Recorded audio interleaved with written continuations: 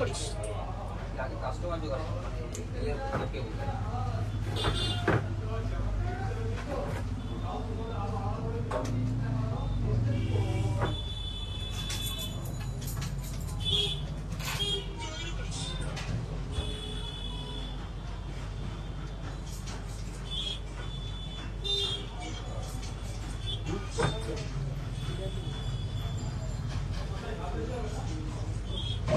ভালো কথা, স্টোরিটা না ডবল ক্রিয়েট হয়ে যায়, আগের দিনও ডবল করবি না, মানে হয়ে গেছে স্টোরিটা, বুঝলি? অলরেডি